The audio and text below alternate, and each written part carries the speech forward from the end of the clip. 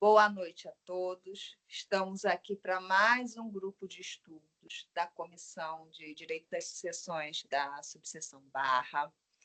Hoje o doutor Michel vai trazer para a gente o tema. Michel, me fala o tema, que eu não anotei aqui, eu não estou conseguindo encontrar. Fala aí.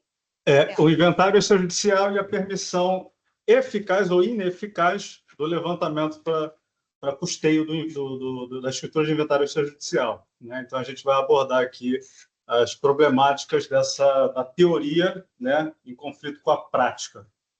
Aí, o doutor Michel, ele faz parte da nossa comissão, ele vai abordar esse tema para a gente. O doutor Michel já trabalhou como tabelião substituto.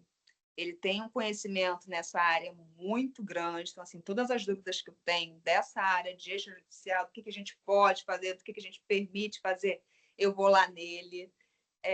A gente sabe que hoje o extrajudicial ele está com muitas normas que abriram muitos caminhos para nós advogados, só que os próprios tabeliães não estão se atualizando. Tem muitos que não sabem metade do que as normas estão permitindo, do que a própria lei, já tem coisas que estão em lei que são permitidas, e muitos tabeliões, eles não sabem metade do que pode. Então, assim, às vezes você chega lá para fazer uma solicitação e a pessoa te olha e fala, eu nunca vi isso na vida. Entendeu? Não, doutor, isso eu nunca fiz aqui. E às vezes são coisas simples, tá? Então, a gente tem um mundo aí no extrajudicial. Nós temos aqui na nossa comissão um membro que tem muita experiência nessa questão. Aqui o nosso grupo de estudos a gente faz, né? Para a gente poder trazer aqui elementos para discussão, para a gente poder todo mundo conversar, trocar as experiências, cada um trazer umas ideias. Os nossos estudos eles são bem legais. Mas eu acho que hoje o doutor Michel tem bastante coisa para nos ensinar, tá? Porque ele realmente ele sabe muito. E então, assim, vamos iniciar essa reunião, que ele vai começar a apresentar o trabalho dele. Então, suguem o máximo que vocês puderem e depois revejam essa gravação, porque eu tenho certeza que vai sair muita coisa legal. Obrigada a todos pela presença. Doutor Michel, a palavra é sua. Bom, obrigado pela oportunidade, pelo espaço, obrigado pela superestima. Espero estar à altura da expectativa. O assunto, como já foi dito, a gente vai tratar sobre a questão do levantamento pelo inventariante de valores para o custeio do inventário, né, que é um instituto relativamente novo, né, de 3 anos para cá, que se passou a permitir. E a gente vai tratar aqui das maiores problemáticas que a gente tem na prática, né? A teoria ela é linda, né? No extrajudicial a gente tem muitas possibilidades, mas na prática as coisas normalmente, né, não funcionam de pronto, demoram muito para começarem a fluir de uma forma mais orgânica, e aí esse seria o nosso papel de enfrentamento dessas questões e uma uniformização ali de entendimento. Eu vou vou compartilhar os slides para a gente ir conversando. Vamos lá.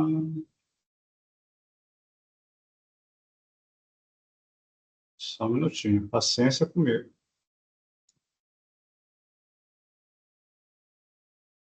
Aqui.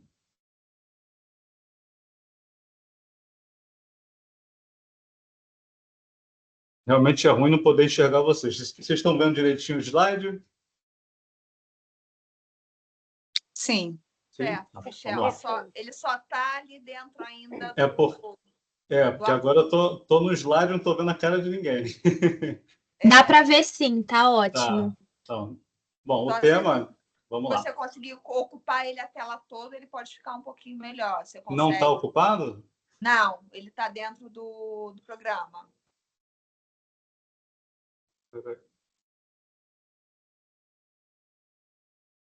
É como se precisasse maximizar, Michel. Isso. No cantinho direito embaixo ali, vê se não tem para botar uma tela maior. É para colocar em forma de apresentação. Porque está em apresentação, só que não compartilhou com vocês como apresentação. Deixa eu ver aqui. Uma vez isso aconteceu comigo também. Não está indo? Não. Peraí.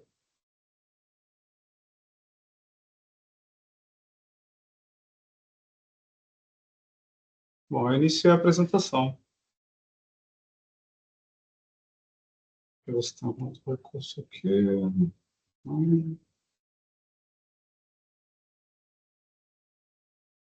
Mas está dando para enxergar bem, Michel. Tá dando? Pode seguir assim. Eu acabei apresentando assim, porque eu também não consegui colocar. Na minha tela está inteira, eu não estou enxergando nada além do slide. E está no modo apresentação. Bom, vamos lá. Então, se ficar ruim de ler, vocês me falem que eu dou algum zoom aqui na tela, se for o caso.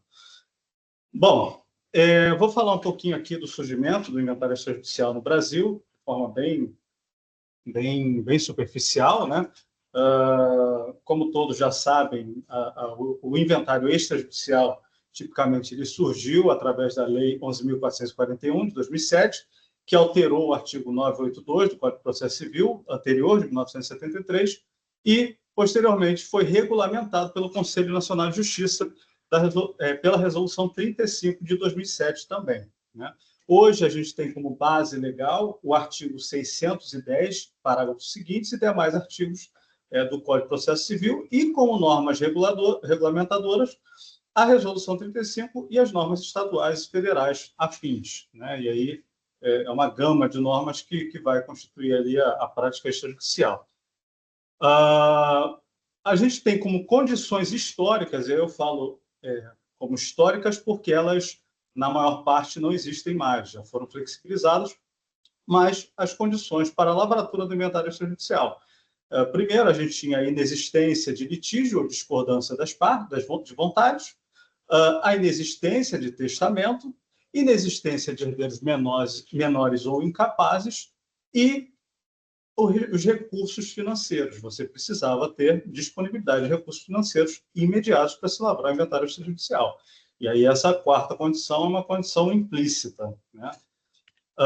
E a gente teve, ao longo dos anos, algumas alterações, principalmente na Resolução 35, que é uma base, né, regulamentadora do procedimento extrajudicial, como a lavratura, a permissão para a lavratura de inventário extrajudicial com menor ou incapaz, sem autorização judicial, desde que fique assegurado o incapaz do quinhão ideal, e haja manifestação favorável do Ministério Público, a venda de imóvel pelo inventariante, em nome do espólio, sem autorização judicial, a lavratura de inventário extrajudicial com existência de testamento, quando devidamente cumprido, registrado, e com autorização judicial para lavrar, né, salvo quando existe a declaração de reconhecimento de filhos ou outro irrevogável. E, por último, e aí não esgotando todas as mudanças, mas fazendo só um rol exemplificativo, mas, por último, o destaque ao papel do inventariante na busca de informações bancárias e fiscais e a permissão para que ele fizesse o levantamento dos valores depositados em nome do espólio para custear o inventário extrajudicial. Michel, desculpa te Oi. interromper. Você está mudando os slides? Não estou, não. Ah, desculpa, tá. Porque a gente ficou na dúvida, porque tá no primeiro ainda, né? Está no primeiro. Ah, tá. Não, tá no... Vocês estão vendo as A gente condições? está vendo o inicial ainda do título. Então está dando algum problema. Eu vou parar de compartilhar e vou compartilhar de novo, tá? Tá bom. Tá bom.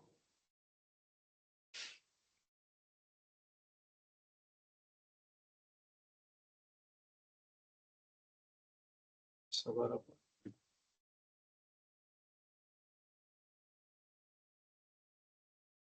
Isso já me aconteceu uma vez, quando eu estava no meio da aula, me avisaram que os slides não estavam É passando. mesmo? Então... Tá aí para vocês? Tá, o primeiro. Não tá Tenta no mudar. segundo? Vai ver se- Tô Não. mudando. Não. Ai, meu pai. Vamos lá. Pra mim agora tá tudo preto aqui, inclusive. Pessoal, deu um azar. Quer mandar para alguém? Se possível. Tati está no computador? Agora passou. Agora mudou. Agora alterou. Tá no Alterou? terceiro slide. Então vamos lá. Tá no terceiro slide? No terceiro. Isso, condições históricas para a lavratura do inventário extrajudicial. Apareceu flexibilização das condições? Sim. Sim. Tá, então estava aí. Graças a Deus. Tá grande ou não? Continua pequenininho? É só aumentar pequeno. lá embaixo. Tá Tem bem um pequeno. maisinho no cantinho da tela. Porque o meu já está na apresentação. Bom, vou... Onde está o nome dele, tem um maisinho ali. É só clicar e aumenta. Aham. Mas acho que para vocês não está aumentando. Eu estou aumentando aqui, mas... Aumentou alguma coisa para vocês? Até sim, aumentou um mas pouco. ele continua Aumentou? dentro do programa. Ele não está tela cheia. Não. Não, você consegue aumentar. Se a gente quiser, a gente consegue aumentar aqui para a gente, aqui embaixo. Bom, dá para continuar com esse slide? Vocês querem que eu envie? Bom, vocês estão enxergando as flexibilizações, as condições? Sim. Bom, e aí, por último, eu coloquei em destaque o papel do inventariante na busca das informações e no levantamento dos valores depositados em nome do espólio para custeio do inventário extrajudicial. E esse ponto que a gente vai discutir, porque ele é um ponto muito sensível quanto à aplicabilidade dele. Todos os outros a gente consegue, não tem divergência com relação a entendimentos. Agora, essa parte a gente tem muita dificuldade, principalmente quando a gente vai levar essa permissão para os bancos. Estão vendo o próximo slide? Bom, e agora Não. a gente... Não? Não. Tem um delayzinho, não? Ainda está em flexibilização. Não sei o que está acontecendo. Posso encaminhar esse slide Pode. para alguém? Encaminha Porque pra fica mais Pode me mandar que eu passo. Vou mandar agora. Agora Tá mudou. tendo um delayzinho, sim, que agora Espera aí, mudou. passou agora a possibilidade de levantar valores para custear o inventário extrajudicial. Mas pode me mandar, Michel. Me manda no Vou WhatsApp. mandar agora.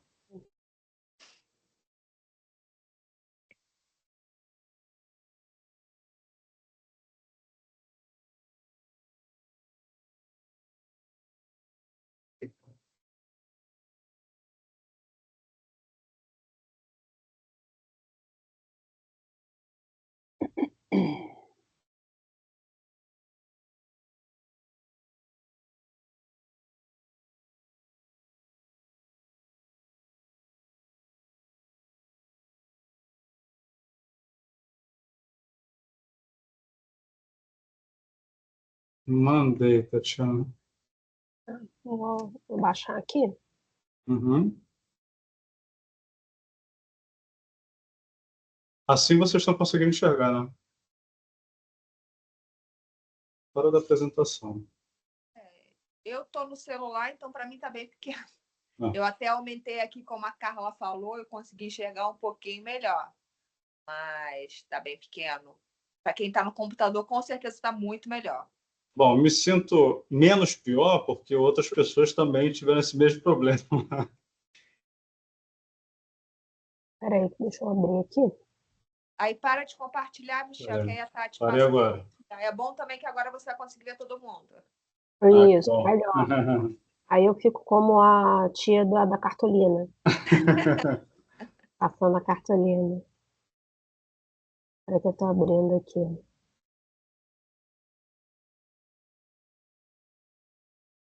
Olha, eu só digo uma coisa, quando chegar na minha vez eu vou querer ajuda, viu? Ou então eu vou contratar um profissional para ficar do meu lado, passando os slides, porque eu tenho tanta inveja disso. Olha, passa para fulana pega aqui do WhatsApp e vai lá, que nem a Tatiana está fazendo, gente.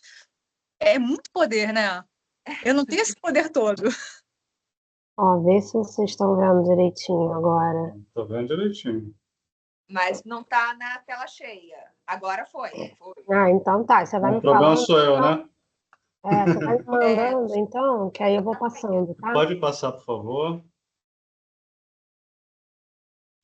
Próximo, por favor. Bom, aí não vai estar vai tudo de uma vez só, coloquei aos poucos, mas a gente segue esse mesmo que fica mais fácil. Bom, e aí a gente vai analisar agora a possibilidade de levantar os valores e quando surgiu. Né? Em 2022, né, a gente teve duas grandes alterações da Resolução 35. A primeira, em 2022, pela Resolução 452, que incluiu o parágrafo 2º no artigo 11 da Resolução, e aí abrindo essa possibilidade. Vou pular a leitura do caput, do parágrafo 1º, que ele é mais do mesmo, tá? Vou ler só o parágrafo primeiro para complementar. O meieiro e os herdeiros poderão, em escritura pública anterior à partilha ou adjudicação, nomear inventariante. E aí vem o parágrafo segundo. O inventariante nomeado nos termos do parágrafo primeiro poderá representar o espólio na busca de informações bancárias e fiscais necessárias à conclusão de negócios essenciais para a realização do inventário e, destacado, no levantamento de quantias para pagamento do imposto devido dos emolumentos no inventário. Então, ali, abriu-se a possibilidade de se levantar previamente ao inventário valores para custear estritamente imposto e emolumentos de inventário. Emolumentos são as custas cartorárias do inventário. Então, em tese, seria ITCMD e escritura de inventário. Tá? Eu acho que, até nesse entendimento, seria um pouco forçoso, teria que forçar um pouco para o registro do inventário. Então, em tese, pararia aí. Imposto de transmissão, escritura de inventário. E aí a gente teve uma mudança importante. Também, né? Então, na interpretação estrita, imposto de transmissão, emolumentos de inventário. Emolumentos de inventário, não está falando de documentação inerente, certidões, emolumentos de inventário, estritamente escritura de inventário. E aí, em 2024, a gente teve uma alteração importantíssima, que foi da Resolução 571, que alterou, entre diversas outros pontos importantíssimos, como o inventário com incapaz, enfim, alterou esse mesmo parágrafo e colocou na parte final o inventariante nomeado poderá representar o espólio no levantamento de quantias para pagamento das suas despesas do inventário. Então, abriu-se as possibilidades, se colocou de uma forma subjetiva, né? As despesas do inventário ali seriam, aí sim, você consegue alcançar as certidões, você consegue alcançar qualquer outra documentação, que eu vou falar no próximo slide. Aí pode passar, Tatiana, que eu já vou complementar. Tá. Então, antes, a gente teve ali, entre uma alteração e a outra, a vigência do novo Código de Normas da Corredoria do Rio. Nesse novo Código de Normas, eles repetiram ali a disposição da primeira alteração, foi em 2023 a vigência, que iniciou a vigência do Código de Normas novo da Corredoria do Rio, e eles ainda acrescentaram um parágrafo que hoje é revogado, ele foi revogado em novembro do ano passado, mas ele tinha uma interferência bem grande também na abrangência do que era possível, e aí eles repetiram e colocaram que o inventariante poderá representar o espólio no levantamento de quantias para pagamento do imposto devido e dos emolumentos do inventário. Isso em 2023. A alteração que abriu as possibilidades foi em 2024. Então, não existia, está tudo ok. Só que eles tiveram a oportunidade de atualizar. Eles não atualizaram. Em 2024, aí a gente tinha a existência do parágrafo 3º. Para fins do parágrafo antecedente, e essa não tem na resolução, o Código de Normas que introduziu, deverá constar do ato de nomeação de interessado o valor total dos emolumentos e do imposto devido, devendo os comprovantes do orçamento do tabelionato e da simulação da repartição fiscal serem arquivados juntamente com o dossiê. Ou seja, ali eles deixaram ainda mais claro que o que poderia ser custeado seria o ITCMD e os emolumentos da escritura, porque você faria o orçamento da escritura somente. Pode passar, por favor, Tatiana? E aí que a gente chega nos pontos dificultadores ou controversos sobre a aplicação. O primeiro ponto que eu coloquei qual é a abrangência das despesas que poderão ser custeadas com o levantamento dos valores. Bom, a gente viu que, com a alteração da Resolução 35, foi retirada essa restrição e ali a gente pode colocar a nossa interpretação e custear o que for necessário para finalizar o inventário. Passamos de pagamento dos impostos e emolumentos do inventário para pagamento das suas despesas do inventário. Com isso, a gente pode concluir que a intenção da alteração foi contemplar todos os custos envolvidos no inventário, como certidões, impostos, escritura e registros. Tá? E mais, Aí eu coloco honorários advocatícios, outras pesquisas de bens que não se materializam em forma de certidões, segunda via de documentos, ou até regularização de negócios jurídicos que, na sua falta, impossibilitam o inventário daquele bem. Essa interpretação a gente pode depositar nessa possibilidade de levantamento, uma vez que está de forma absolutamente aberta. Abriu-se o conceito, em razão disso, a abrangência da destinação dos recursos deverão passar pelo crivo do intérprete da norma. Da mesma forma que isso é favorável para o cliente e para a gente, aplicando a disposição, também pode ser um dificultador para quem vai receber. E aí, especificamente, os bancos. A gente sabe que os bancos têm um jurídico excelente, que nunca temos problemas jurídicos com o banco, eles estão sempre ok, atualizadíssimos de todas as normas, mas raramente acontece da gente encontrar um jurídico de banco que não sabe nem que teve uma alteração de 2007. Né? Vide aí o próprio levantamento de informações do inventariante que custou, e ainda tem, até hoje ainda tem, ali a gente conta com enfrentamento com alguns bancos que simplesmente desconhecem ou ignoram. Né? Bom, então, esse primeiro ponto, isso facilitou para a gente a aplicação, a abrangência, e também pode dificultar quando for apresentado. O segundo ponto é quais as naturezas dos recursos que poderão ser movimentados. Esse é ainda mais delicado. Conta corrente, conta poupança, investimentos, depósitos judiciais, precatórios. O que a gente pode movimentar? A resolução fala valores. Que valores? Valores de conta corrente? Uma aplicação financeira? Eu vou ter que resgatar aquela aplicação. O inventariante, para esse fim, ele pode resgatar aquela aplicação para pegar o valor? Então, isso também é uma lacuna que existe na resolução, e aí a gente tem que preencher ali com os nossos argumentos e fundamentos. Inclusive, o que eu estou apresentando agora, que eu entendo que todos os recursos poderiam ser movimentados, eu entendo que todos os recursos que poderiam ser movimentados pelo falecido, sem que houvesse a necessidade de uma intervenção judicial, poderiam ser levantados para o inventariante, para cumprimento das obrigações, uma vez que ele representa o espólio. O inventariante, nessa hipótese, por mais que ele esteja levantando recursos para cumprimento de obrigação que seria dele, porque não é uma obrigação do espólio. O espólio não paga o ITCMD, o espólio não paga a escritura, o espólio não paga certidões, esses são custos dos herdeiros, eles são os responsáveis. Por mais que eles seja aproveitado para eles, o levantamento está sendo feito em nome do espólio. Até porque esses valores eles vão ser partilhados. Por mais que eles levantem, por mais que se utilizem, eles vão participar do inventário como se não tivessem sido mexidos.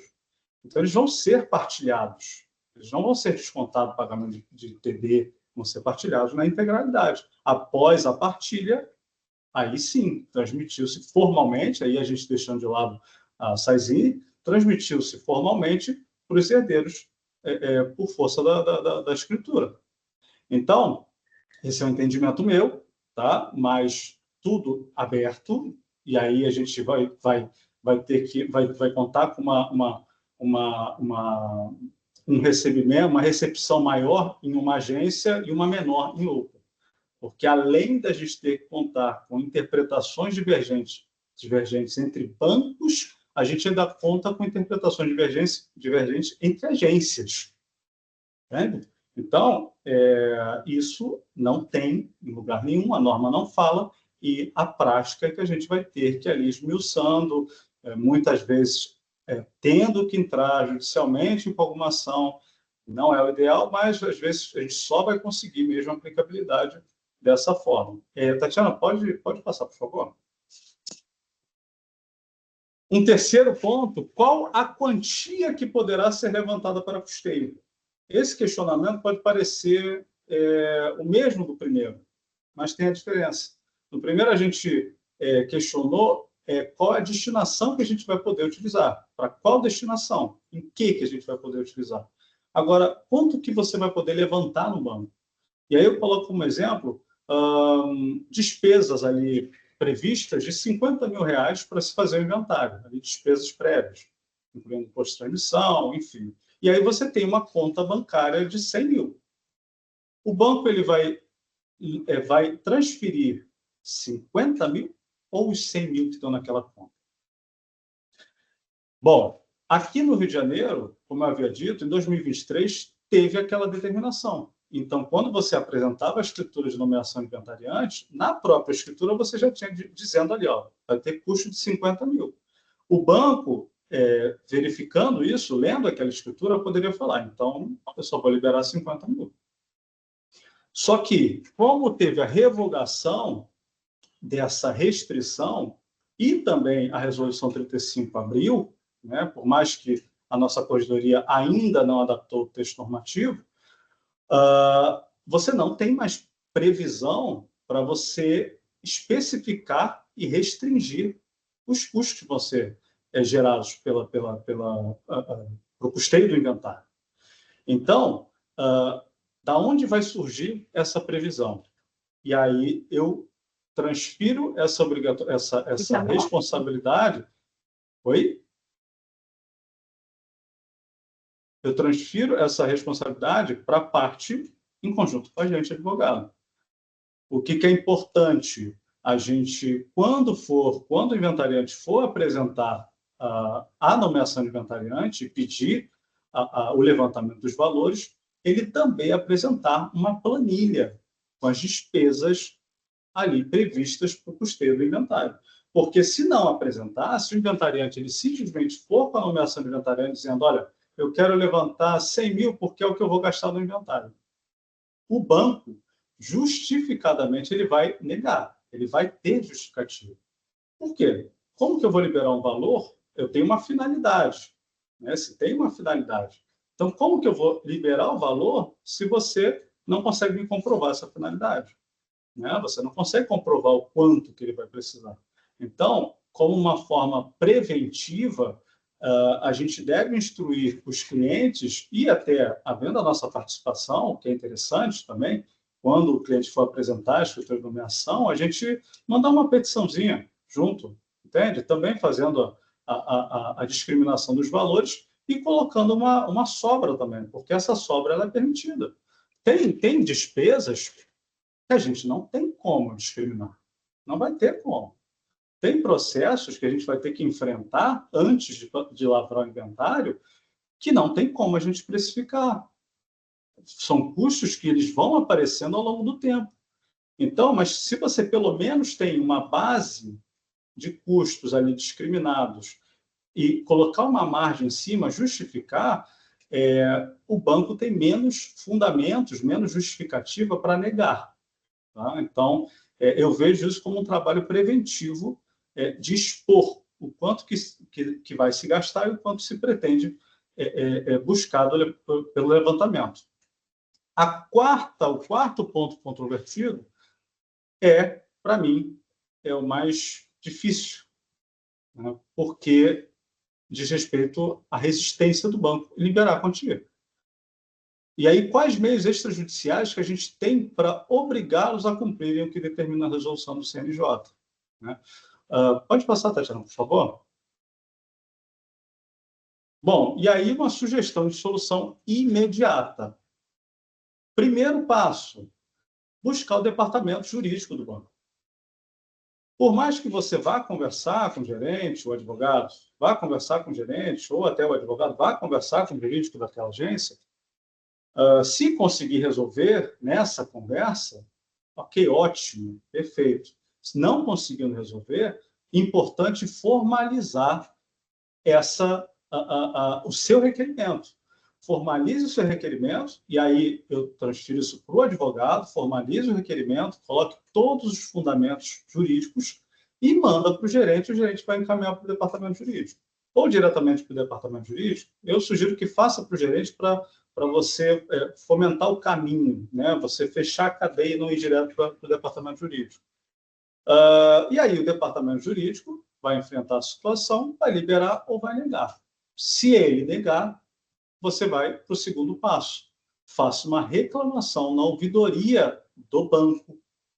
E aí a ouvidoria do banco vai analisar aquela situação, aquele posicionamento do departamento jurídico e pode reformar ou não. A ouvidoria, ela tem um corpo jurídico, ela vai contar com um corpo jurídico mais robusto, porque ali ela está num papel fiscalizatório, né? Então, ela não pode simplesmente negar e dizer, não dá, tem que ser por alvará judicial, igual muitas vezes a agência faz. Então, muitas vezes, na ouvidoria já se resolve. Mas, se não resolver na ouvidoria, aí a gente vai para o terceiro passo. Reclamação nos órgãos reguladores. Como última opção, abrir uma reclamação no Bacen, no Banco Central, através dos links que eu coloquei. Ou no site do consumidor.gov. Eu prefiro que essa reclamação seja feita no Bacen, porque eles fiscalizam as atividades dos bancos. O consumidor vai tratar da questão do consumerista, né, que existe também, mas o Banco Central é que pode ali determinar uma penalidade para os bancos. Então, eu acredito que o sucesso, né, de uma resolução esteja mais numa participação do Banco Central do que o consumidor.gov. E aí, em último caso, o Banco Central não resolveu. O banco deu uma justificativa qualquer, sem fundamento algum. O Banco Central simplesmente falou, olha, o banco respondeu, e aí? Não, como ele respondeu, então não vai dar para fazer. Insatisfeito com a resposta do Bacen, você ainda pode recorrer à ouvidoria do Bacen, através do fala.br, que é administrado pela Controladoria Geral da União. Então, seria uma fiscalização do fiscalizador, né? Uma ouvidoria do fiscalizador. E esses seriam ali, em tese, né, em regra, as ferramentas extrajudiciais para conseguir que se cumpra o que é determinado em norma. Tá? Pode passar, por favor? E aí eu estou tratando de soluções extrajudiciais, não estou adentrando em questões judiciais, que elas também vão poder existir, né? É importante seguir esse passo a passo. Importante você não ir direto para o Banco Central. Por quê? Porque o Banco Central, e aí eles avisam até na página de introdução da reclamação, para você fazer a reclamação, que eles não resolvem casos individuais.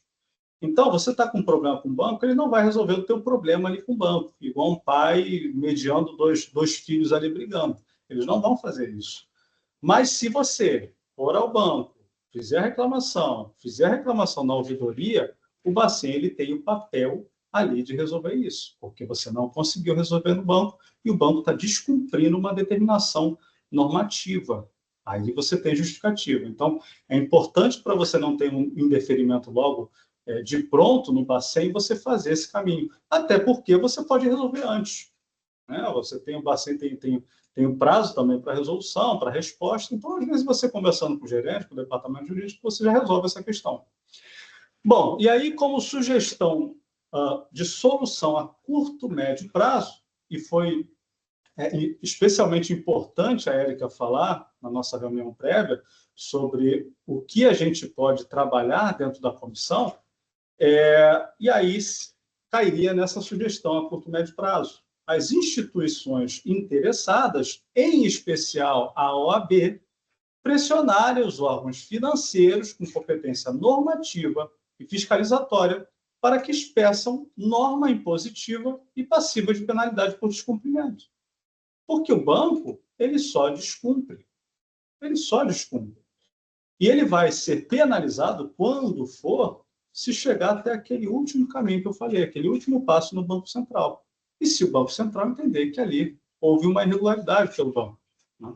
Então, é importante a gente ter essa norma fiscalizatória que possa o Banco Central coagir, no bom sentido, os bancos a cumprirem o que está determinado em norma.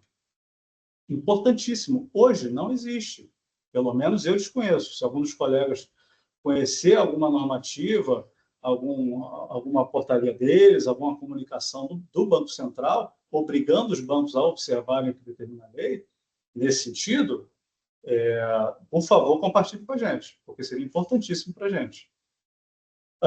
E aí eu coloquei 2 tópicos ali importantes, que seria a adequação das leis pertinentes versus o ativismo judicial administrativo. Deixa eu só molhar o bico. Bom, todos conhecem o ativismo judicial. O judiciário fazendo a vez do outro poder, né?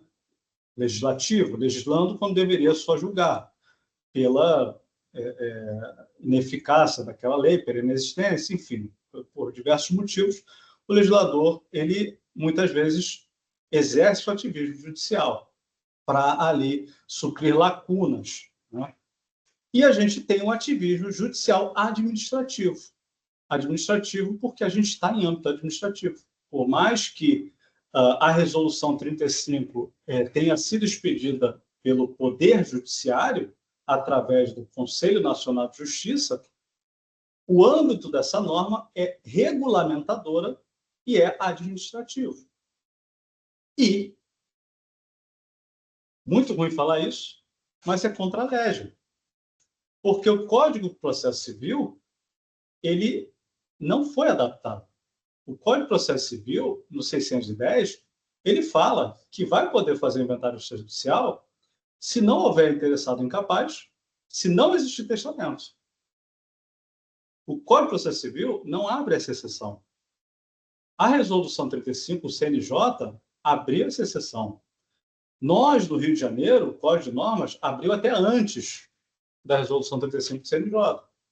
Mas não tem lei que diga que o inventariante ele pode levantar o valor antes da escritura de inventário e partilha. Não tem lei que diga que o inventário com incapaz pode ser feito se cumpridos alguns requisitos, igual a resolução fala.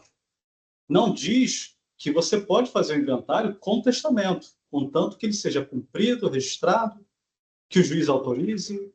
Não diz. A lei não diz. E a lei veda. Então, a gente tem um problema. Você tem a permissão, para a gente é ótimo. A resolução 35, as normativas da Corregedoria, elas são ótimas, são perfeitas, elas estão agilizando e estão à frente, muito à frente. Mas a gente tem uma lei que não foi adequada. O banco, ele vai cumprir a lei ou ele vai cumprir uma regulamentação administrativa do Poder Judiciário? Para quem está abaixo do Judiciário, tese, tá? Vou colocar a grosso modo, é uma regulamentação para quem está abaixo do Judiciário. O CNJ ele vai fiscalizar quem está ali, quem está abaixo, os cartórios, o Poder Judiciário, as instituições afins. O banco não pode ser punida pelo CNJ. O banco não pode ser obrigada diretamente pelo CNJ. Mas o banco poderia ser obrigado pela lei. Então, a gente tem uma questão aí de adaptação, teria que se adaptar, e talvez com essa adaptação da lei, talvez a gente vencesse essa resistência do banco. Talvez. Talvez não. Então, a gente tem que ter em mente isso também, apresentar sempre a fundamentação que a gente tem hoje, que é o que a gente tem, mas eu entendo que se o banco disser, olha, isso é uma regulamentação, a lei não fala isso, eles têm fundamento para lidar. Tá? E aí, voltando à questão da falta de instrução, de imposição ao cumprimento dessas normas, a única orientação específica sobre a atuação do inventariante na via extrajudicial foi expedida pelo FEBRABAN, que é a Federação Brasileira de Bancos, em 2015, por meio do comunicado 49 de 2015, quando, em resposta, aí, olha como é importante a atuação das instituições, quando, em resposta à reclamação formulada pelo Conselho Federal do Colégio Notarial do Brasil, ao Bacen, a associação recomendou que os bancos não exigissem alvará judicial para fornecimento de informações bancárias de titulares do recurso aos herdeiros inventariantes. Então, isso em 2015. A Lei 11.441, a Resolução 35, é de 2007. 8 anos depois, de muita porta na cara, o FREBABAN, que é um órgão representativo da classe, não tem papel fiscalizatório, nem normativo, ele recomendou, porque em 8 anos era quase impossível você conseguir que o inventariante, com um termo, uma escritura de nomeação de inventariante, simplesmente colhesse as informações que ele precisa para fazer o inventário extrajudicial. 8 anos para vir uma recomendação de uma representação de classe. E cadê o Bacen nessa história? Não teve. E aí, o FEBRABAN não baseou qualquer outro órgão público, do poder público. Nenhum órgão do poder público disse, você precisa cumprir isso. Não tem. Então, esse trabalho de intervenção junto ao órgão fiscalizador da classe dos bancários é importantíssimo e vai facilitar muito a vida das partes, dos herdeiros, e a nossa. Muito. Essencial. Pode passar, por favor? E aí eu coloquei, não sei se vai dar para enxergar, eu coloquei o comunicado do FEBRABAN. Vocês vão ver que é simplesmente uma recomendação, dizendo, olha, o Conselho Federal do Colégio Notarial reclamou muito lá no Banco Central, e a gente recomenda que vocês cumprem a norma ali, tem que dar as informações para o inventariante, que não precisaria, né? Os bancos têm um corpo jurídico para interpretar. E aí isso está dentro do Código de Processo Civil, né? Isso aí não precisaria ser interpretado pela resolução. Mas, enfim. E aí veio o FEBRABAN e expediu essa recomendação e talvez reduziu alguma coisa, mas não extinguiu, que até hoje ainda a gente tem histórias de banco negando dar informação para o inventariante, negando de liberar os valores partilhados de uma escritura de inventário, com todos os impostos pagos. Tem. Inclusive, eu encontrei um julgado de 2024, em que o banco se negou a liberar os valores. O Banco do Brasil se negou a liberar os valores mediante escritura pública, com todos os impostos pagos. Se negou. A parte teve que entrar com uma ação de obrigação de fazer ou de pagar, não lembro direito qual foi a obrigação, pediu indenização por danos morais e ganhou. O juiz mandou eles liberarem, porque está na lei, é titulável, você não precisa de nenhum apoio, nenhum suporte judicial para você liberar um valor que já está em escritura pública, senão para que existiria, né, a permissão? Depois, se vocês quiserem, eu compartilho esse julgado, e aí esse julgado vai me fazer um link a um dos questionamentos que eu fiz lá atrás. Qual a natureza do recurso que a gente pode levantar? Esse julgado, ele tratou de um depósito judicial. Você quer voltar um pouquinho, Tatiana? Só se não me engano, é o terceiro ponto. Pode voltar um pouquinho. Não, segundo. Ele é um atrás, anterior.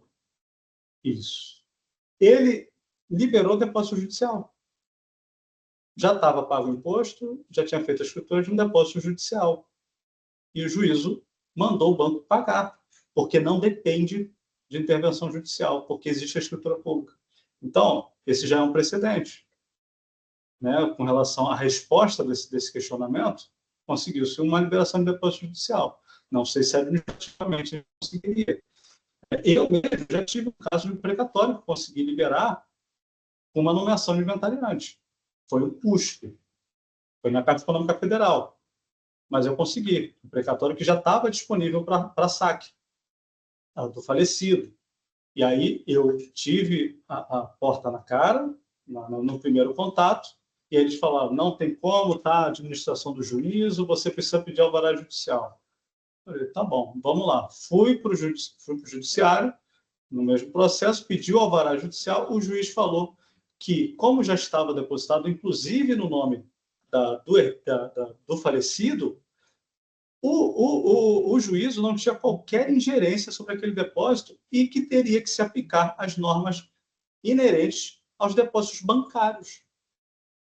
E aí, quando o juízo respondeu ao meu pedido dessa forma, foi o que eu consegui de fundamento.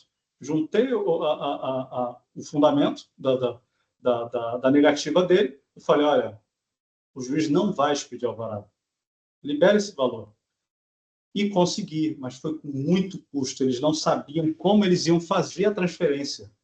Eles fizeram um manejo lá dentro, eles não sabiam como que eles iam fazer essa transferência, mas fizeram, consegui liberar o valor e a gente conseguiu finalizar o inventário. E aí um ponto também interessante, eles liberaram o valor total da conta. Então, eles não liberaram só o que precisava, eles liberaram o valor total da conta. Então, como isso é absolutamente aberto, a gente vai topar com essas questões ali em cada agência, em cada banco, talvez de formas diversas. Tem uma boa noite, Michel, também aconteceu comigo no Banco do Brasil. Roberta. O Banco do Brasil fez inúmeras exigências e se negaram a pagar o valor que estava em conta judicial. Exatamente. E eu também tive um problema de conta judicial no Banco do Brasil. Só que eu tive um problema a mais ali, depois eu falo mais para não perder muito do foco, mas eu tive um problema ali que o Estado pegou o valor que estava depositado judicialmente para pagamento precatório. Então, eu tive que entrar com uma ação porque tinha outra questão envolvida, mas eles negaram também o levantamento por depósito judicial. Tatiana, pode passar, por favor?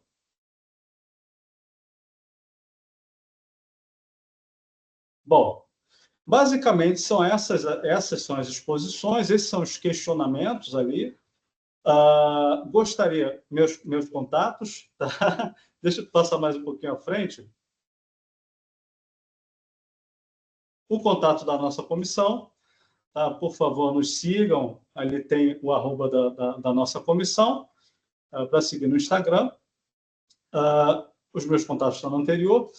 E aí a gente tem muita coisa para debater e eu gostaria agora que vocês, por favor, falassem um pouco das experiências de vocês. Se puder, Tatiana... não, acho que pode deixar sem o slide, que a gente vai conversando. Por favor, compartilhem com a gente as experiências que vocês tiveram, negativas, né? As positivas, por favor, também, mas as negativas aqui é que vão fazer a gente conseguir criar ideias, né, sobre essas resistências dos bancos. Né? Então, fiquem à vontade para falar. Espero ter acrescido aí com vocês. E é isso. Vamos tocar, pessoal. Michel, obrigada aí pela exposição. Você fiz algumas anotações aqui para depois a gente discutir também com essas questões aí sobre o banco. E o que eu tenho visto muito, né, essas resoluções, elas estão facilitando muito a vida do advogado. Mas é aquilo que você falou, né? A gente é regido pelo civil law. A gente precisa seguir o que está na lei. E a gente está vendo que tem muitas escrituras sendo feitas em desacordo com aquilo que a lei trata. As resoluções elas estão trazendo o common law para um sistema que é civil law. Facilita, mas tem aí essas contradições que a gente tem que ficar trabalhando e batendo bola e batendo cabeça e tentando encontrar a melhor forma e a melhor resposta para o nosso cliente. Porque, de fato, o nosso judiciário está falido. Não tem isso, não tem como discutir, não tem como alguém falar, não é assim que funciona. A gente não consegue. Eu estou aguardando a expedição de uma carta de sentença há 1 ano.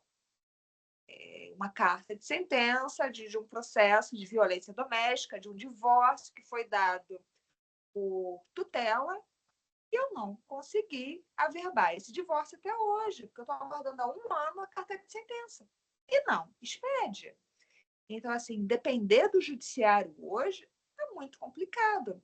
Até para a gente que advoga, quando a gente vai, por conta desses longos períodos, né?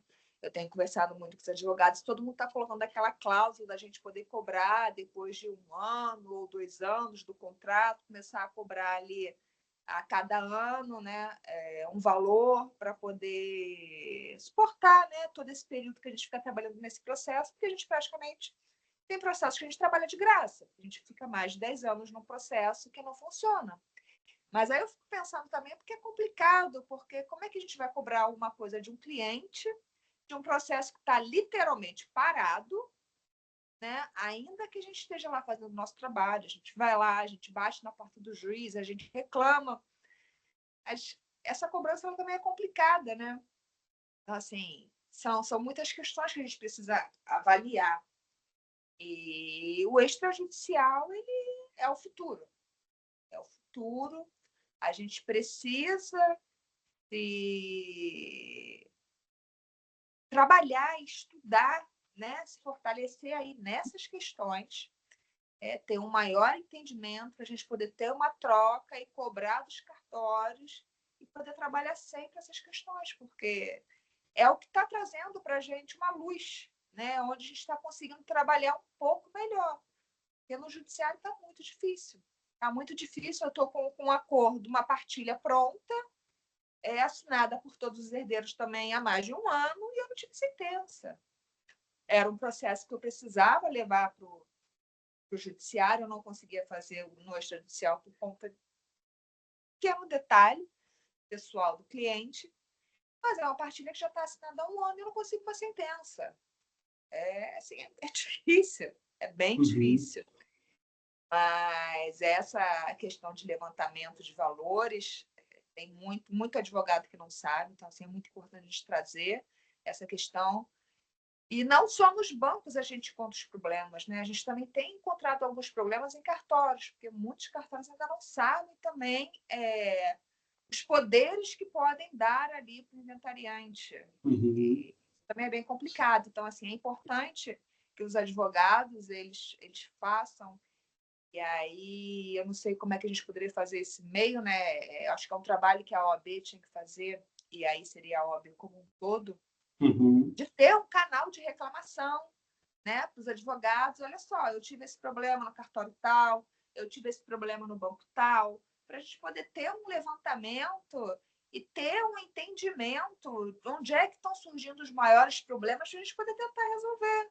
Porque os tabelionatos eles também precisam se especializar, eles precisam estudar, eles precisam entender que as regras mudaram. Como o Michel falou, as regras mudaram, não, a lei não mudou.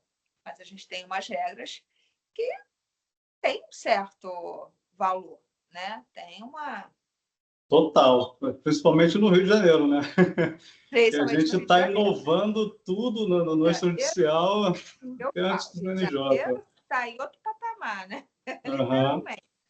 Esse trabalho, mas é isso. Esse trabalho junto aos cartórios, né? E aí, sim, a nossa participação nessa intermediação, é importante a gente colocar também na escritura, conversar com o escrevente, com o tabelião, para se colocar uma ênfase dessa norma na própria escritura.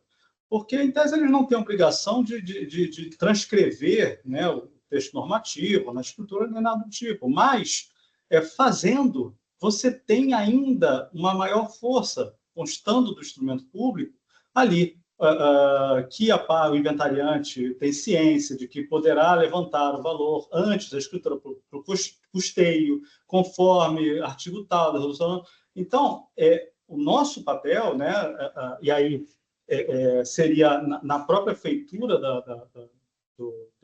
da escritura de nomeação inventariante, insistir para que se coloque algo destacado naquela escritura, mais incisivo, né? Para que, às vezes, o banco olha aquilo ali e está na escritura, então vou ter que seguir. Nem sabe que ele deveria seguir, mesmo que não tivesse lá, que é um poder inerente ali, inventariante, enfim. Vide o tempo que demorou para o banco começar a liberar informação para o inventariante. Que absurdo. Liberar informação para o inventariante. Como é que ele vai inventariar, fazer a escritura pública se o banco diz que ele precisa de alvará judicial para pedir a informação daquela conta, extrato da conta, enfim. Então, no cartório, sim, acredito, não acho que é o maior obstáculo, mas sim, existem muitos tabeliões, e aí eu coloco mais para os prepostos, tá? Muito preposto mal preparado, um tabelião outro também, e que você vai lá e fala, ó, meu amigo, tá aqui, tá? Vamos querer... não, a gente não está fazendo ainda não, a gente não faz assim não, ou começa a pedir um monte de documento que não é para pedir, enfim. E aí, a nossa parte, conhecer a norma para dizer para eles o que eles podem e não podem fazer. Canal de reclamação, corregedoria. A corregedoria é o nosso canal de reclamação. Só que não tem um canal de comunicação. Você tem um canal de reclamação, mas você não tem um canal de comunicação. Muito se tem incentivado quanto à mediação, inclusive nos cartórios. Os próprios cartórios, eles são autorizados a fazerem mediação, a oferecerem serviços de mediação. E no Código de Normas atual, tem muitas disposições ali que estimulam a mediação do próprio tabelião, do próprio registrador. Então, fala, olha, não resolveu, o registrador vai buscar fazer a mediação com a parte... Não tem essa comunicação, não tem esse trabalho de mediação. Por também ter muita falta de acesso, de meios de comunicação. Parece que os delegatários, os cartórios, são uma instituição à parte, né? A OAB outra, o judiciário outra, e não se comunicam. Sendo que a gente está trabalhando em conjunto. Não tem como você trabalhar com briga na extrajudicialização. Não faz sentido. É contraproducente. É um paradoxo isso. Não faz sentido você ter embate para você fazer um ato extrajudicial com quem deveria fazer o ato extrajudicial. Não faz sentido nenhum.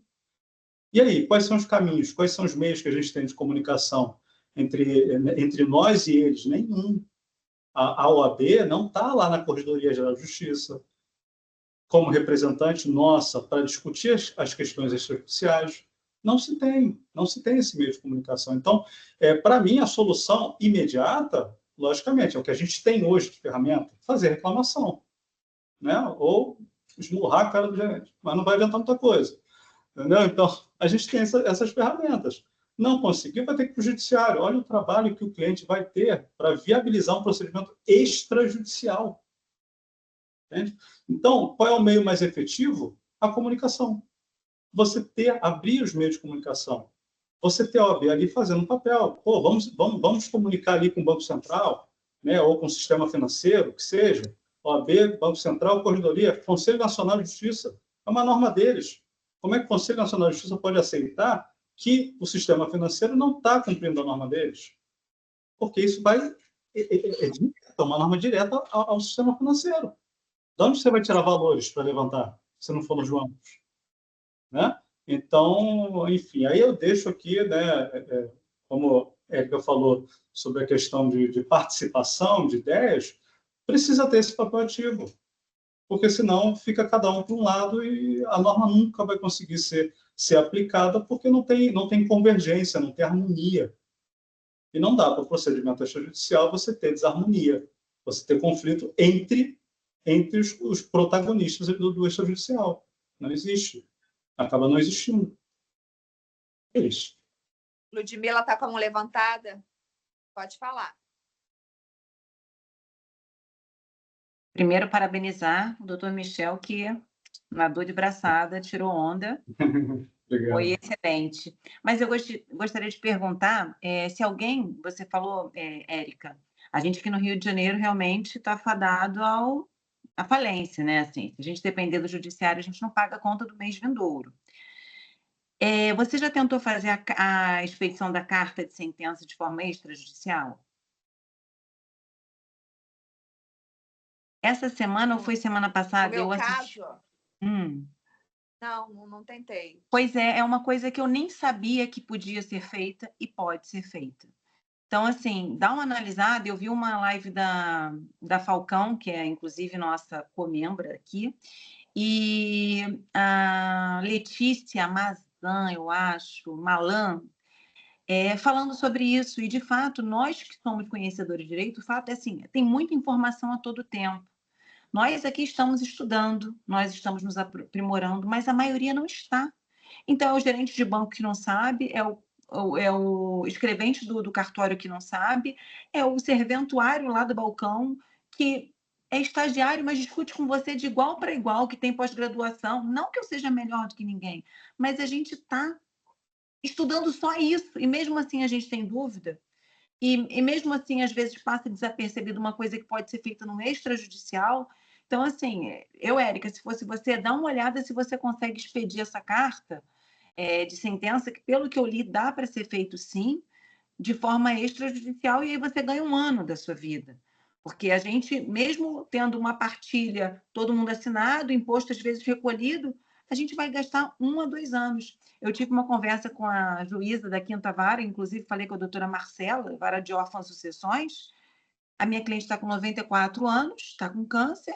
Ela, doutora, eu tenho processo diante da Constituição Federal. Do tipo, o que eu tenho a ver com isso? O CNJ não tem que fiscalizar?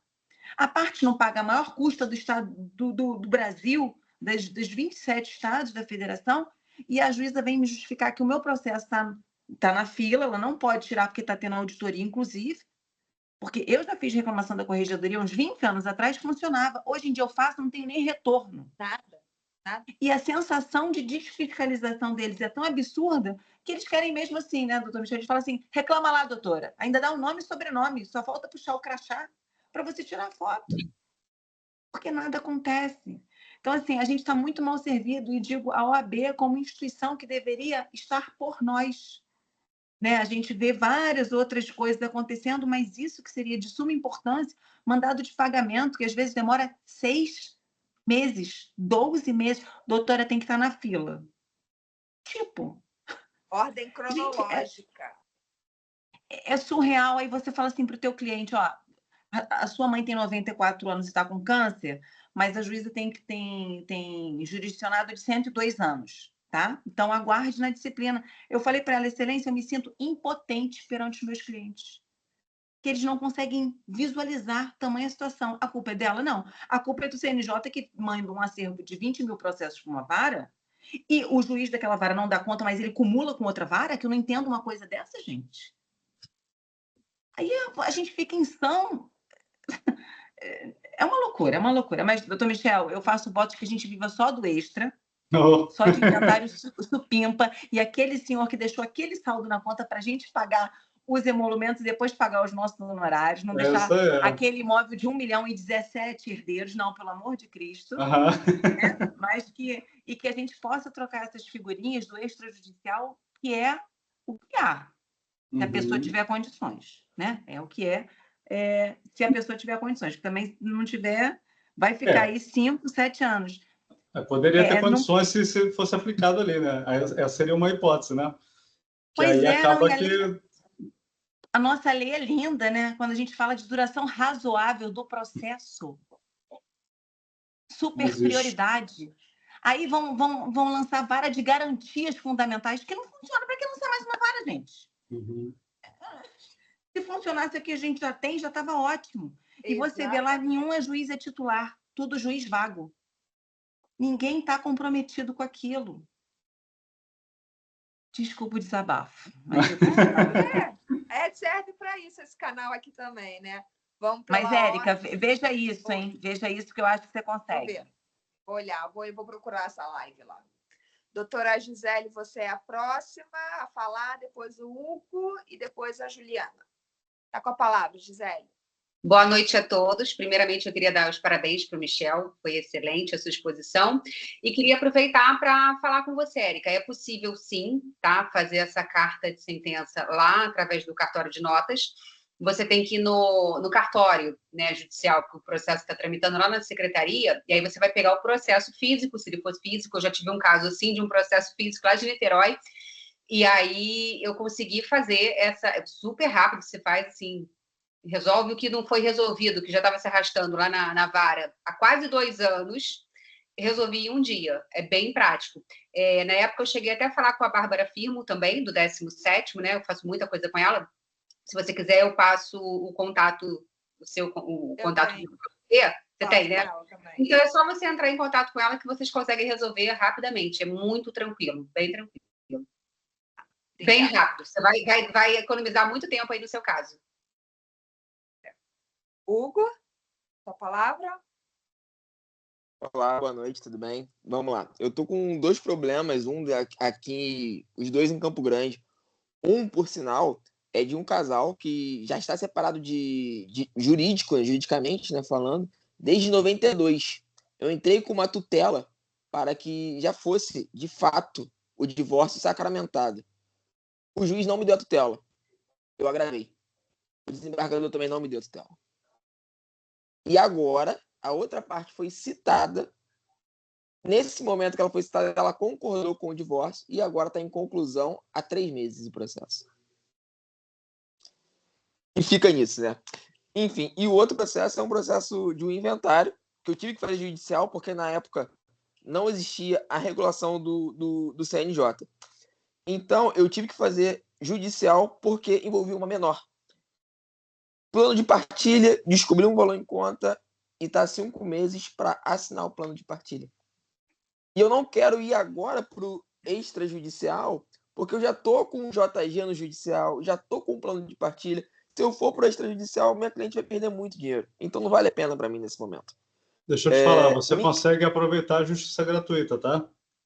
Era isso que eu queria perguntar ao doutor. Se eu conseguiria passar, pedir, né, para sair do judicial, entrar no extra e aproveitar essa justiça gratuita. Você consegue. Você vai buscar a lei 3350? Deixa eu ver. Peraí. Não me engano, a lei 3350, custo das custas. É estadual e Isso. beneficia 60 anos, tem que ser do Rio e até 10 salários. Isso. E no E próprio pouca gente código. também sabe. Isso aí. E o próprio código de normas também. O próprio código de normas, ele. Aí depois eu até pesquiso o artigo para você. Ele diz que se você tiver a gratuidade de justiça deferida em sede judicial, você pode aproveitar aquela gratuidade para os atos extrajudiciais, tá? Inerentes àquele processo. Então, você tem isso, inclusive, no Código de Normas. Ótimo, ótimo. Obrigado, doutor. Obrigada pela participação. Juliana? Oi, gente. Boa noite para quem eu não falei ainda. Eu queria aproveitar o desabafo da Ludmilla e fazer um desabafo também. A gente tem que, assim, a gente que trabalha tanto no âmbito judicial quanto extrajudicial, eu vejo muito movimento da OAB em cursos voltados para o judicial. A gente tinha que começar a tentar trazer mais. O Michel até falou, alguém falou, não lembro se foi o Michel, falando a respeito de se ofertar atualização para as pessoas que trabalham em cartório, né? E aí entra os bancários também, que não se atualizam, né? Como a Ludmilla falou mesmo. E eu vejo que, assim, a cada dia que passa, a gente que atua, a gente tenta fomentar isso aí para outros colegas irem atuando, para a gente ir galgando outras coisas, longos passos, mas a OAB vai de contra, porque, assim, você vai pegar um evento desculpa, assim, você vai colocar um evento de extrajudicial e vem aquelas imagens emblemáticas da OAB promovendo questões que estão bem em paralelo com o judicial. Então, assim, a gente é uma coisa que eu sinto bastante falta em relação a essa promoção da OAB em demonstrar para o advogado mesmo, em colocar para o advogado que ele pode atuar no extrajudicial e que é melhor para ele e para os clientes dele também. Muitas vezes eu percebo, assim, dentro do que eu me aproximei da OAB nos últimos anos, é que eles fomentam muito a questão do procedimento judicial. E isso foge muito, assim, a gente acaba não tendo tanta informação e as pessoas não buscam, os próprios advogados, eles não buscam se informar do que é o Código de Normas. Que aí é que está o grande X da questão. Mas os advogados também precisam correr atrás. Precisam se atualizar. Porque, assim, a gente depender de um órgão de classe para poder trazer para a gente as notícias sobre a atualização que a gente tem que buscar dia a dia na nossa profissão, porque a profissão do advogado, principalmente da gente aqui que atua na área de família, com o nosso judiciário legislando dia a dia, a gente tem que se atualizar, porque cada jurisprudência traz uma nova visão, um novo entendimento, e a gente precisa ir adaptando aquilo ali aos casos. Então, o que eu vejo, por exemplo, a gente faz A nossa comissão mesmo, a gente faz palestra todo mês. Na própria OAB, na seccional, tem palestra todo dia, em vários horários, e nem sempre a gente tem auditório cheio. A maioria dos advogados, eles nem sabem que esse tipo de coisa existe, que a OAB oferece esse serviço de atualização, de trabalho junto às comissões, para você se aprimorar. Então, assim, eu acho, sim, que a OAB poderia fazer algumas outras políticas para fomentar essas questões, mas não direcionada ali ao advogado em si, entendeu? A gente tem até as mentorias, né, que a gente busca aí, tanto para atualização quanto para a OAB Jovem, para aqueles que estão chegando, mas é importante que o advogado ele busque. A gente precisa entender, a gente precisa ler, a gente precisa compreender o que está escrito, ver as atualizações. A gente está aí, o Código Civil ele nem mudou, mas a gente já está estudando, a gente já está lendo, a gente já está buscando se atualizar para quando aquele entrar, a gente já ter essa referência e saber explicar e poder trabalhar e oferecer um serviço para o nosso cliente. Então, assim, é importante também essa busca do próprio advogado, entendeu? O que eu posso fazer no inventário judicial? Ele buscar esse estudo, esse aprimoramento, né? A gente também não tem como jogar isso tudo nas costas da OAB, porque são coisas diferentes. Eu acho que o advogado, acho que a gente tem muito culpa de advogado, sabe? Eu vejo aí, eu já cansei de pegar processo de clientes, já de processos em curso, de advogado que não tinha a menor expertise no assunto e que pega, recebe os honorários, cobra o valor e depois abandona, porque ele não sabe como resolver. Ele não tem expertise isso eu concordo. assunto. Né? Isso eu concordo plenamente contigo. Gravíssimo, muito grave. Porque eu tenho processos de inventário, eu tenho um processo judicial de inventário de 1975 que não foi concluído, eu não era nem nascida. Eu tenho um de 1990. Eu tenho um de 1990. Assim, eu acho que a OAB, ela tinha que fortalecer ali junto ao judiciário. Acho que a gente está precisando aí de ações junto ao judiciário. Entendeu? Cobrar. Aqui a própria OAB Barra. Gente, não anda, não funciona. A gente trabalha na Barra, os nossos escritórios são na Barra, Recreio, mas quando a gente recebe o processo da Barra, a gente quase chora. É a realidade. A gente quase chora. Não, e quando cai na terceira, a gente fala assim, meu Deus, eu vou rezar para cair na menos pior, aí vai roleta, que nem cassino, aí cai naquela que você está rezando para não cair.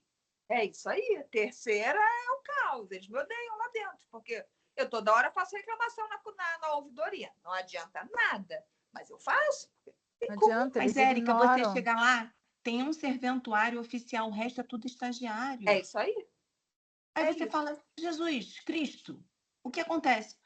Aí o magistrado está acumulando contra a serventia, você, Jesus. Deixa eu só colocar um ponto aqui importante. A gente precisa fazer as reclamações. No extrajudicial, eu sei que parece que não adianta muito, precisa fazer. Muitas vezes eles falam isso da boca para fora. Tá? Ter uma reclamação, abrir um processo administrativo na Corregedoria Disciplinar é muito trabalhoso pro tabelião. Tá? O funcionário ele pode não esquentar muito, o tabelião ele se importa, entendeu? Isso aí cai nas costas dele, não cai nas costas do escrevente. Então, é o tabelião que responde. Tá? É o tabelião que pode perder a delegação por conta disso. Então, mas é importante fazer a reclamação. Qual é o complemento que eu gostaria de fazer? O CNJ. A participação do CNJ está sendo muito importante para também fiscalizar as próprias corregedorias. Então, você tem até meios, ferramentas para você reanalisar uma decisão da corregedoria no CNJ. Entende? Então, a gente precisa ter as reclamações, a gente não pode desistir, porque senão vai ficar tudo do mesmo, vai ficar sempre o mesmo do mesmo. Então, a gente precisa reclamar na corregedoria, não adiantou, a corregedoria não fez o papel dela, manda para o CNJ. CNJ, corregedoria, fiz a reclamação, todos esses fundamentos aqui, analisa aqui, para ver se esse juiz aqui fez o papel dele. Então, as próprias corregedorias estão com medo do CNJ. Entendeu? Então, os delegatários, eles tinham medo da corregedoria. A corregedoria agora está com medo do CNJ.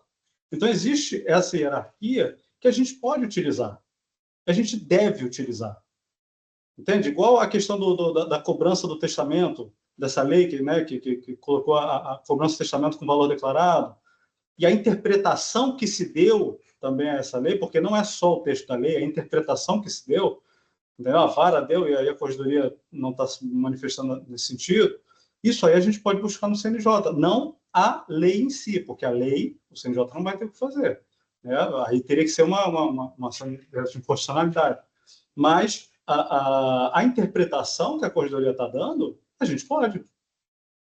Entendeu? Porque lá a lei fala, quando houver o valor declarado, vai se cobrar a tabela tal, que é com valor declarado. Se não declarado o valor, vai se cobrar um valor fixo de testamento.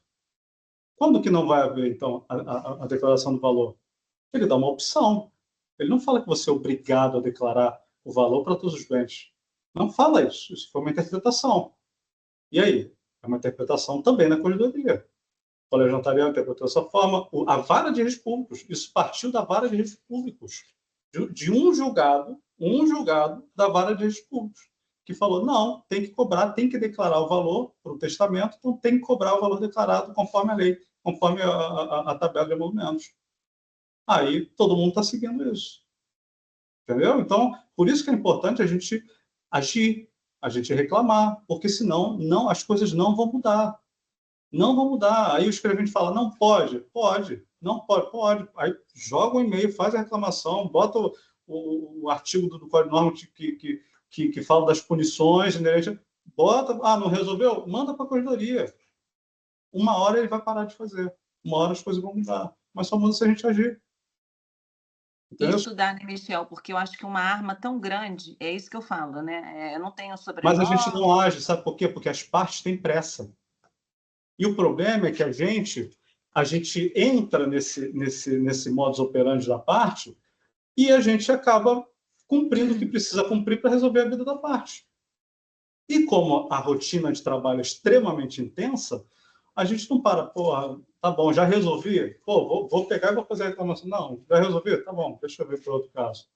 Então, a gente tem essa rotina nossa que a gente tem que se autoeducar também. Pô, vamos supor, tem um caso que eu vou para a corregedoria, já resolvi o caso, já resolvi, mas eu vou para a corregedoria, eu vou para o CNJ, entendeu? Por quê? Não estou satisfeito. E é assim que a gente vai conseguir mudar as coisas. Existe aí uma classe que ela funcionava por muito tempo de uma maneira não controlada, né? Quando a gente via a sucessão hereditária, né, dos tabeliães antes da Constituição. Então, existia aí, né, uma classe que comandava muita coisa, e aí mudou, mas ainda existe um comando ali por trás. Muitos tabeliães são ex-juízes, entendeu? Então, assim, existe um controle ali que está na mão de certas pessoas e não na nossa. A gente está sendo as formiguinhas que estão ali batendo na pata do elefante, entendeu? Mas a gente precisa ser um monte de formiguinha para começar a incomodar o elefante. E aí a gente tem que fazer, tem que agir, tem que reclamar. Tem que reclamar, porque senão não resolve. E tem que ir a tabelião também. Infelizmente, a gente, né, lida com os escreventes, não resolveu com os escreventes, vai no tabelião, é chato, é muito chato. Principalmente se você trabalhar com aquele escrevente há muito tempo. É muito chato. Mas aí o tabelião vai ficar alerta, putz, o cara está falando isso. Se o tabelião, né, for ok, eu falo, pô, o cara, não, meu amigo, faz isso não, claro que pode fazer, pô. Pronto, você não vai mais ter esse problema naquele cartório. Né? Então, é isso. Eu sei que é trabalhoso, é desgastante demais, mas faz parte. É só assim que a gente vai mudar, já que não tem essa comunicação amigável, esse canal ali aberto para a gente dialogar, conversar, chegar a soluções conjuntas, a gente tem que ir para a briga, até abrir o canal de comunicação. Reclamem. Isso aí, Michel, reclamem. Reclamem, botem a boca no trombone. Agora eu já peguei também, eu faço reclamação correcional à torta e à direita, não quero nem saber, eu saio jogando. Estou fazendo, dá trabalho, tem custas, mas eu faço. Eu faço e os juízes ficam pianinho. Mas, claro, não sendo um ditador, né, tentem resolver primeiro com o cartório. Conversem com o cartório, conversem com o tabelião também, se for o caso. Depois não conseguindo, aí se reclama. É isso, gente. Mais alguém tem alguma pergunta, questionamento ou uma experiência para compartilhar? Não, então, gente. Não. Michel, muito obrigada pela sua exposição. Eu que agradeço vocês. Essa questão do extrajudicial, a gente tem sempre que conversar e estudar tudo, né? Mas eu acho que o extrajudicial aí está para desafogar a nossa vida. Então, a gente precisa estudar e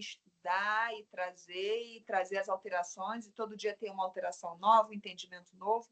Então, a gente precisa estar sempre compartilhando aí o que está acontecendo e para trazer essas considerações. Quem é que está aí com o computador ligado para tirar uma foto? Nossa, vendo a tela toda, porque eu estou no celular, estou com a tela pequenininha. Michel, está pelo computador? Eu estou pelo computador. Consegue tirar uma fotinha nossa? Depois do insucesso que eu tive com o slide, você vai me atribuir isso mesmo?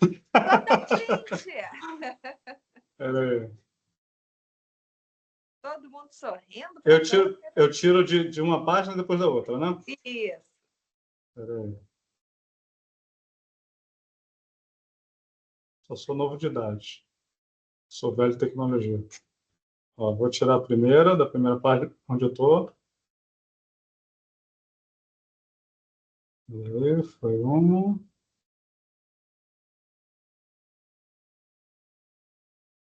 Foi uma.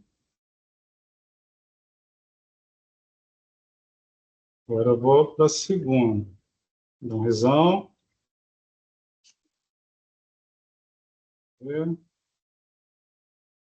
Mais uma. Simpáticos. Foi. Acho que foi. Foi. Gente, obrigada a todos. Pessoal, todos. muito obrigado aí pela oportunidade de falar, trocar com vocês. Obrigada, Michel, pela maravilhosa exposição. Obrigadão, viu? Amanhã estaremos juntos, todos lá na OAB, para mais uma palestra incrível, mais um encontro, e a gente bate mais um papo. Tá bom, gente? Boa noite a todos, fiquem com Deus. Obrigada aí pela participação. Tchau, tchau.